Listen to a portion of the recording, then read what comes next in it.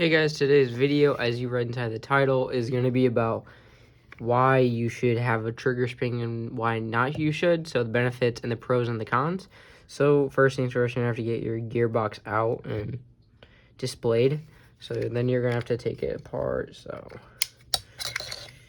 if you do not know how to do this, please leave a comment because I will show you how to. There's plenty of videos on how to do it. So make sure you keep all your parts semi-organized where you know where they go. So first things first, I have to unscrew all of your screws. So we're gonna go into a quick time lapse. All right, guys. Now that I got all my screws out, we are going to be showing one of the suggested comments. It was, or the pros and cons of removing your spring guide, or your trigger spring, which is right here. So it looks like this, and then you put it right there. And normally when you would be putting it in, you'd be pressing the trigger back. So here, you gotta press it all the way in. So it would be looking like that. So when you put that in, you would be forcing your trigger all the way. It would be just keeping it very stable, which I've seen a bunch of videos of people just having them and suggesting them, and it makes it push back. But look at it. So when you undo it and you put away that spring, and if I take it as this adjustment screw right here, so this one up here, that's going to be pushing it back. So when you put it there, it's going to be like stuck there. And it seems really like unstable.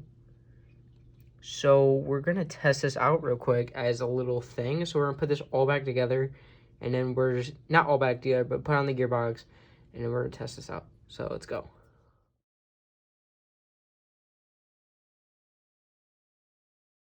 Okay guys, so now that we got this trigger thing done, we are gonna be testing this out. So I did tune it a spec, but it's still so wobbly without the spring, and I think it might be a useless thing. I'm so sorry to the comment that asked me for this. Is it worth it or is it not? I'm sorry, but it just might not be worth it. It might be one of... Okay, so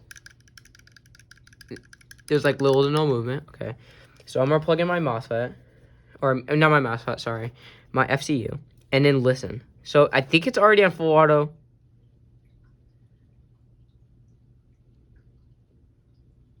Okay. Okay, oh shit. Okay, so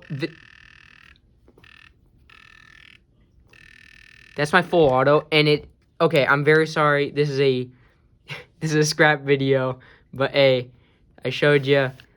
It will not work at all. It is a unusable technique without the spring. It is needed with the spring. So we're gonna show you with the spring real quick. So okay, so we just opened up the gearbox, and I think I know what the problem is. So look it, when this trigger is there, look it, it's completely pressing down on the trigger board, and you see that little white spot? If I can just spot on that. That, when this is there, it's completely pushing it down, not allowing it to move without the spring, because the spring is replacing it right back to its original spot, and you just need the spring. So we're going to cut over to where it has the spring real quick. So now with putting back in the spring, it is a lot more lighter of a touch. So literally all I have to do is just do that, and boom, now it looks super nice. So honestly, hopefully this helps out this comment. Hopefully this is a good guide. If it was, leave a like and sub. It helps out a bunch. I want a lot of people to be helped out by this question. Obviously it must be a worldwide question, but hopefully this helps out. Leave a comment for any more suggested tips or tricks with anything. So later.